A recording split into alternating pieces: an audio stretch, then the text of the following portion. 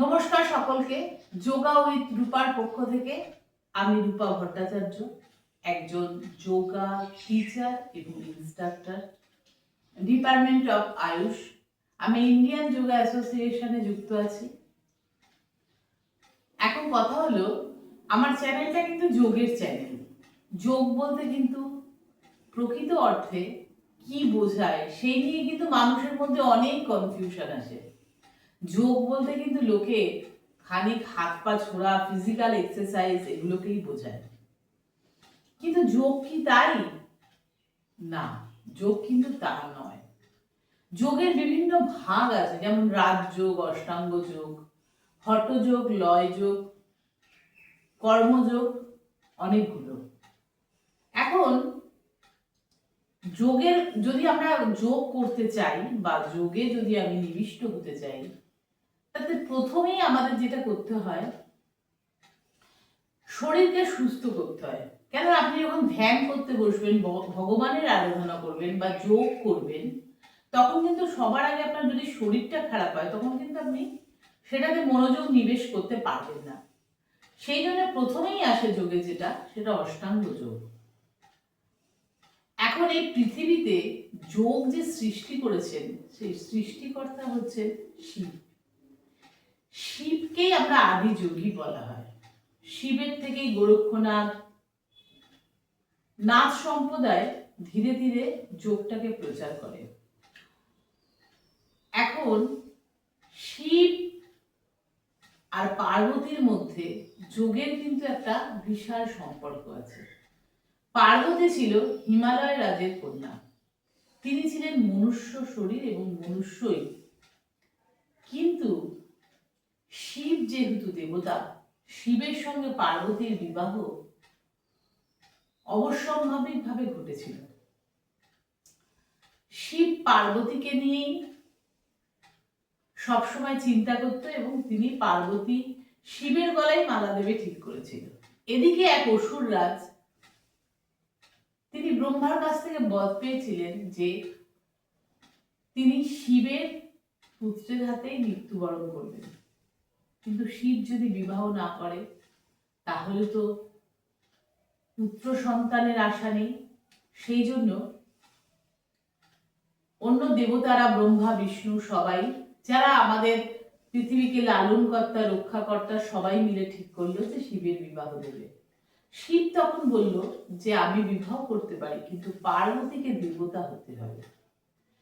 তাহলে মনুষ্য শরীর থেকে পার্বতী যখন দেবতা রূপ ধারণ করে, তার যে মাঝখান দিয়ে যে ক্রিয়াগুলো চলে, সেই ক্রিয়াগুলোই কিন্তু প্রকৃতে যোগ। যোগে আমরা পরম ব্রহ্মের কথা পাই। পরম ব্রহ্মটা কি? যে সুপ্রিম পাওয়ার, যিনি হচ্ছেন সমস্ত দেবতা, সমস্ত শক্তি, সমস্ত মন্ত্র, সমস্ত সাধনার উপরে পরম সুপ্রিম শক্তি। তারপরে আমরা প্রায় পরম শব্দ, শব্দ ব্রহ্মের কথা। শব্দ ব্রহ্মটা কি? দেখুন, শব্দ কিন্তু আমাদের জীবনে একটা খুব ইম্পর্টেন্ট জিনিস। শব্দের ভাইব্রেশন, আমি যখন শব্দটা কথা বলছি আপনার কাছে, সেটা ভাইব্রেট হয়ে গিয়ে আপনার সঙ্গে সম্পর্ক যখন তখন খারাপ করে দিতে পারে। আবার আপনাকে আমি মধুর সম্পর্কে আপনাকে আলিঙ্গনও করতে পারি। তাহলে এই শব্দ ব্রহ্ম সারা পৃথিবীকে অবশ্যই নিয়ন্ত্রণ করে থাকে। আমরা পৃথিবী থেকে যদি একটু ওপরে উঠে যাই, তাহলে দেখব সারা পৃথিবীর মধ্যে একটা ভাইব্রেশন কাজ করছে। ভাইব্রেশন থেকেই কিন্তু শব্দ উৎপন্ন হয়। সেই ভাইব্রেশনটাই কিন্তু আমাদের কাছে ভাইব্রেট হয়ে এসে শব্দের রূপে দেখা দেয়। পৃথিবী থেকে আপনি যখন একটু উপরে উঠবেন, তখন দেখবেন সারা পৃথিবী ধরে একটাই শব্দ ভাইব্রেট হয়ে যাচ্ছে, সেটা হচ্ছে ওম ধ্বনি। ওম ধ্বনির মধ্যে ব্রহ্মা, বিষ্ণু, মহেশ্বর বা ঈশ্বরের আহ্বান যুক্ত থাকে। আমরা যদি ঈশ্বরের কাছাকাছি যেতে চাই, আমরা অবশ্যই পরম ব্রহ্ম বা ওমকে চ্যান্টিং করব, বা আহ্বান করব, রোজ উচ্চারণ করব, তার ভাইব্রেশনকে ফিল করব, নিজের শরীরে তার ভাইব্রেশনকে নেব। পরম ব্রহ্মের পর যেটা আসছে সেটা কিন্তু ঈশ্বর। ঈশ্বরের আবার এখানে ভাগ করে দেওয়া হয়েছে সৃষ্টি, স্মৃতি, বিনাশ।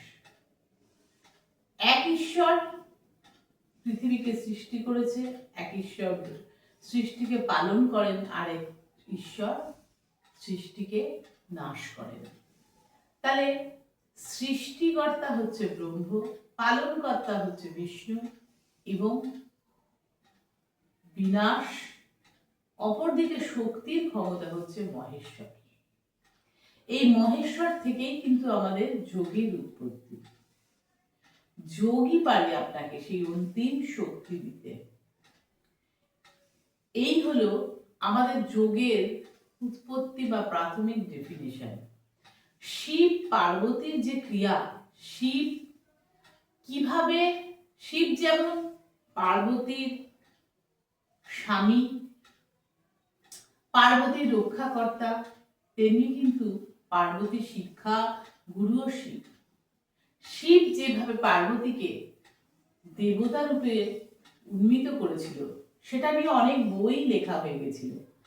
শিব সিদ্ধান্ত, শিব সংহিতা, যেগুলো শিব মানে যোগের মহৎ মহৎ বই, যেতে শিব এবং পার্বতীর ক্রিয়াকলাপের কথা লেখা আছে। এই বইটি বা এই বইগুলো পড়লে কিন্তু আমরা যোগের অন্তিম পাঠ জানতে পারি। আবার পতঞ্জলি যোগ দর্শনে বলা হয়েছে যোগ হচ্ছে বা আসন হচ্ছে চির সুখ আসন, যে আসনে আপনি সুখ অনুভব করেন। তাহলে যোগ যে শুধু আমাদের ফিজিক্যাল এক্সারসাইজ তাই কিন্তু নয়, যোগ হচ্ছে আমাদের মনের এক্সারসাইজ, আত্মার সাথে পরমাত্মার মিলন, পরমাত্মাকে আমরা অনুভব করার অনুভূতি, এটাই হচ্ছে যোগ। জানি না আপনাদের কতটা বোঝাতে পারলাম। অবশ্যই মন দিয়ে ভিডিওটা দেখুন। যদি কিছু আপনাদের জানার থাকে আমাকে প্রশ্ন করে জানতে পারেন, আমি অবশ্যই আমার সাধ্যমতো আপনাদের উত্তর দেব।